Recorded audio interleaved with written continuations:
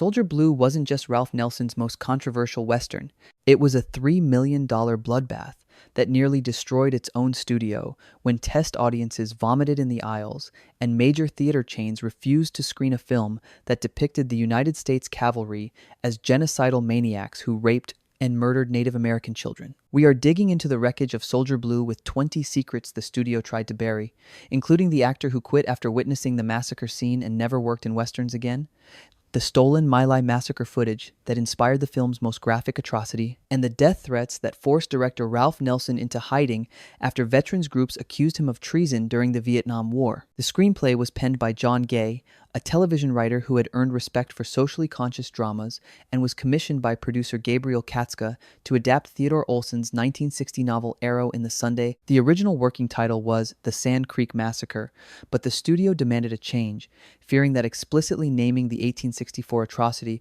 would trigger protests before the film even opened. Gay's challenge was translating Olson's nuanced novel, which examined white guilt and complicity in genocide, into a screenplay that could function as both revisionist Western and explicit Vietnam allegory. Gay spent months researching the Sand Creek Massacre, reading survivor testimonies from both Cheyenne victims and the few soldiers who testified against their commanding officers in the subsequent congressional investigation. His script was deliberately incendiary, portraying American soldiers as sadistic war criminals who scalped infants, raped women before killing them, and mutilated bodies with the same casual brutality that was being reported from Vietnamese villages. Gay later admitted he'd structured the massacre sequence specifically to mirror the 1968 My Lai massacre, using nearly identical atrocities to force audiences to confront American military violence in both historical and contemporary contexts. But the real problem wasn't the historical accuracy, it was the explicit Vietnam parallel. By 1970, the My Lai massacre had been exposed,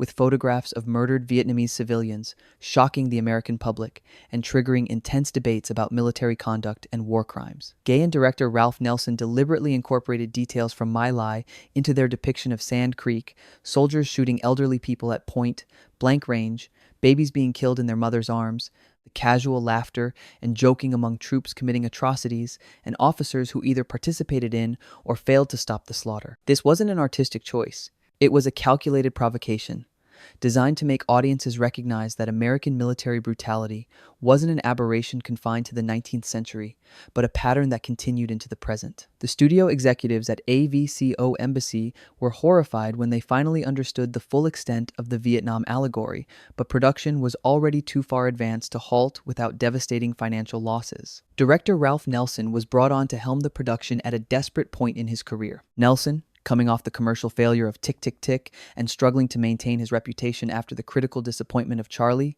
needed a hit to prove he could still deliver commercially viable films. The son of a theater critic and a committed liberal who'd made his name with socially conscious films like Lilies of the Field, Nelson saw Soldier Blue as an opportunity to make an explicitly political statement about American imperialism and military violence. He'd been radicalized by the Vietnam War, attending anti-war demonstrations and becoming increasingly convinced that American foreign policy was fundamentally immoral. For Nelson, Soldier Blue wasn't just a Western, it was a weapon, a cinematic assault on American mythology designed to destroy the audience's comfortable assumptions about frontier heroism and manifest destiny. Casting the female lead of Cresta Lee, a white woman raised by Cheyenne who serves as the film's moral conscience and critique of white civilization, required an actress who could convey both toughness and intelligence while maintaining box office appeal. The studio wanted Candice Bergen, daughter of ventriloquist Edgar Bergen and a rising star after The Adventurers, partly for her name recognition and partly because her upper-class background would create an interesting contrast with the rough frontier character. Bergen was initially reluctant,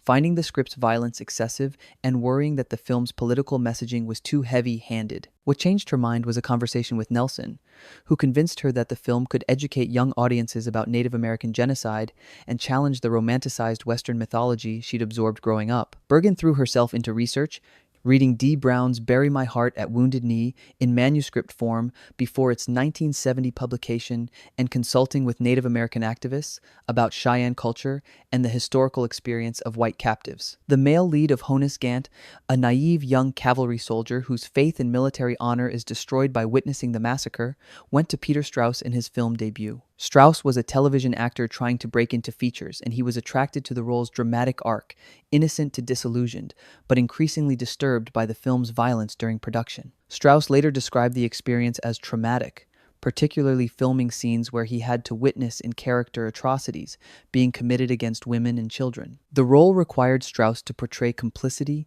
and horror simultaneously, to show a young man who doesn't participate in the violence but also fails to stop it, making him morally compromised despite his basic decency. This complexity was lost on many critics, who found Honus weak and ineffectual, but Strauss understood the character as representing every American who claimed ignorance about their government's crimes while benefiting from them. British character actor Donald Pleasance was cast as Isaac Cumber, a grotesque, sadistic arms dealer who embodies rapacious capitalism and white supremacy. Pleasance, best known for playing villains in films like You Only Live Twice, brought a theatrical intensity to Cumber that bordered on camp, making the character almost supernaturally evil. Nelson encouraged this approach, wanting Cumber to represent the banality of evil, a businessman who profits from genocide while maintaining middle-class respectability and religious piety. Pleasance's performance divided audiences and critics. Some found it a brilliant satire of American hypocrisy, while others felt it was so over the top that it undermined the film's serious intentions. Pleasance later admitted he'd based the character partly on American politicians he'd seen defending the Vietnam War with moral certainty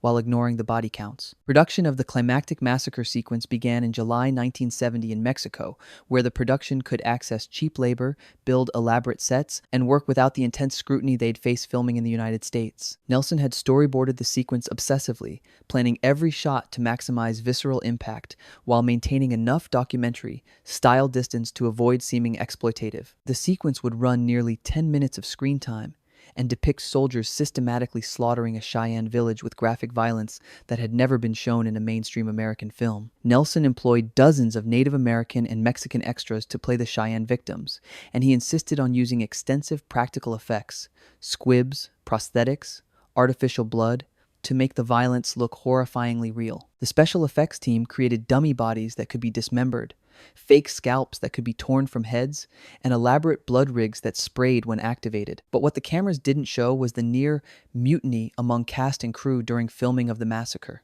Several actors playing cavalry soldiers became physically ill during takes, disturbed by the realistic violence they were simulating. One supporting actor, whose name was never publicly released, quit the production after the first day of massacre filming, telling Nelson he couldn't participate in scenes depicting child murder even in a fictional context. Crew members complained that the violence was gratuitous and excessive, that Nelson was indulging in exploitation under the guise of political commentary. Bergen later described the atmosphere on set as toxic and traumatizing, with people arguing constantly about whether the graphic violence served a legitimate artistic purpose or crossed ethical lines. Nelson was unmoved by the complaints, insisting that sanitizing the violence would be a greater moral failure than showing it honestly. The film's first test screening in Los Angeles in early 1971 became legendary for all the wrong reasons. A VCO embassy invited a typical preview audience, families, couples, Western fans, without adequately warning them about the film's extreme violence. When the massacre sequence began, multiple audience members walked out. Several people became physically ill, with at least 2 documented cases of viewers vomiting in the aisles. One elderly woman reportedly fainted and had to be taken out on a stretcher. The comment cards were overwhelmingly negative, with many viewers calling the film disgusting, unwatchable, and un-American. Studio executives were horrified, realizing they'd financed a film that was virtually unreleasable to mainstream audiences. Frantic meetings followed, with executives demanding that Nelson cut the massacre sequence or at least reduce its graphic nature. Nelson refused, threatening to remove his name from the film if significant cuts were made. This is exactly why the studio eventually released the film with minimal cuts, knowing it would be controversial, but hoping the controversy would generate publicity and draw audiences curious about the notorious violence. The film's submission to the MPAA for rating triggered an extended battle over acceptable content in American cinema. The MPAA initially threatened to give Soldier Blue an X rating, the same rating given to pornography, unless substantial cuts were made to the massacre sequence. This would have been commercially catastrophic, as most major theater chains refused to screen X-rated films and newspapers wouldn't accept advertising for them. Nelson and the studio argued that the violence was historically accurate and politically necessary, that an X rating for depicting documented historical atrocities while war films that glorified violence received PG ratings exposed the hypocrisy of the rating system. After weeks of negotiation and minor trims, the MPAA agreed to an R rating, but the battle had generated enormous pre-release publicity that positioned the film as a cause célèbre for critics of American militarism. Nelson had hired several Native American consultants to ensure cultural accuracy in depicting Cheyenne life and customs, but the relationship soured when the consultants saw how the film portrayed Native Americans. While appreciating the film's condemnation of the Sand Creek Massacre, several consultants objected to what they saw as the noble savage stereotype. Cresta's romanticized descriptions of Cheyenne society as peaceable and innocent, the film's tendency to portray Native Americans as passive victims rather than as complex peoples with their own agency and capacity for violence. One consultant, whose criticisms were documented in production memos, argued that the film replaced one stereotype, savage Indians, with another, saintly victims, neither of which captured the reality of Native American life and resistance. These objections were ignored in favor of maintaining the film's stark moral binary innocent victims versus monstrous oppressors, which served the Vietnam allegory better than historical complexity would have. One of the film's most controversial elements was its graphic depiction of sexual violence against Native American women during the massacre. Nelson included scenes of soldiers attempting rape and sexual mutilation, arguing that these atrocities were historically documented and essential to showing the full horror of Sand Creek. Critics and feminist activists argued that the scenes were exploitative, that Nelson's camera lingered on female bodies in ways that suggested prurience rather than political critique, and that depicting sexual violence against women of color specifically risked reinforcing racist sexual fantasies rather than condemning them. This wasn't an artistic choice. It was a fundamental tension between Nelson's desire for shocking authenticity and the ethical problems of representing sexual violence in ways that might titillate as much as horrify. The debate anticipated later feminist film theory about the politics of the gaze and the impossibility of depicting rape without some degree of complicity and objectification. The film's soundtrack featured Canadian, Cree singer, songwriter Buffy Sainte Marie, whose involvement gave the production crucial Native American credibility and whose music provided emotional counterpoint to the violence. Sainte Marie composed and performed the title song Soldier Blue, a haunting ballad that became a minor hit and introduced many listeners to a Native American perspective on American history. Her involvement was carefully promoted by the studio as evidence of the film's authentic engagement with Native American issues, though some Native activists pointed out that Sainte Marie's role was limited to the soundtrack and that actual Native Americans had minimal creative control over the film's narrative or imagery. Sainte Marie herself later expressed ambivalence about the film, appreciating its anti-war message while recognizing its limitations and occasional exploitation of Native suffering for dramatic effect. Historians who reviewed the film noted numerous departures from the actual events at Sand Creek, many designed to heighten dramatic impact or strengthen the Vietnam parallel. The real Sand Creek Massacre was indeed horrific. Approximately 230 Cheyenne and Arapaho, mostly women, children, and elderly, were killed by Colonel John Chivington's Colorado Volunteers, but the film's depiction included atrocities that weren't documented in the historical record while omitting the political context that led to the attack. The film presents the massacre as purely racial hatred and bloodlust, ignoring the complex, if unjustifiable, political and economic factors that motivated it, territorial conflicts, revenge for previous raids, and Chivington's political ambitions.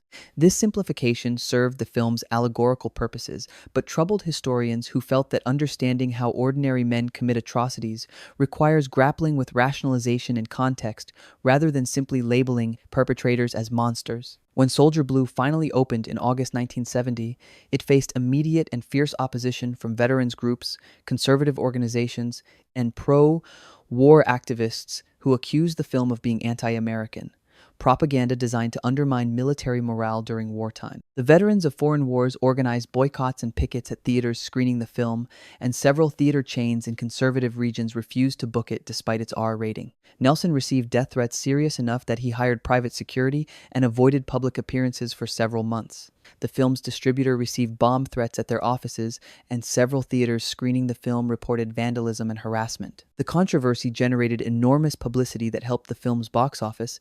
It became a moderate commercial success, earning back its production costs and turning a small profit. But the toxic atmosphere surrounding its release ensured it would be remembered as much for the outrage it provoked as for its artistic merits. Critical reception was violently divided along generational and political lines. Younger, More liberal critics at alternative publications praised the film as a necessary corrective to Hollywood's romanticization of westward expansion and saw its graphic violence as morally justified by its political message. Vincent Canby of the New York Times called it a very blunt, often clumsy attempt to create a modern allegory about Vietnam, recognizing its intentions while questioning its execution. Roger Ebert gave it 1 star, calling it a hysterical, blood-soaked fraud that exploits violence while pretending to condemn it, and arguing that the massacre scene was designed to titillate as much as horrify. Pauline Kael of The New Yorker was even more scathing, dismissing it as pornography masquerading as political cinema, and arguing that Nelson's self-righteousness prevented him from recognizing his own complicity in exploitation. The divide reflected larger cultural battles over Vietnam, with the film serving as a Rorschach test for viewers' political convictions. The film's reception varied dramatically across international markets. In Europe, particularly in France and Italy, it was embraced by critics and audiences as a serious political statement about American imperialism and received more respectful treatment than in the United States. European critics, less invested in American frontier mythology and more critical of United States foreign policy, appreciated the film's explicit ideological agenda. In Britain, the film was heavily cut by censors who removed some of the most graphic violence, sparking debates about censorship and political speech. In Germany, it was marketed as an anti-war film and performed well with audiences skeptical of military power. The international success the film earned more abroad than domestically demonstrated that its radical critique of American values was more palatable to audiences not invested in American exceptionalism.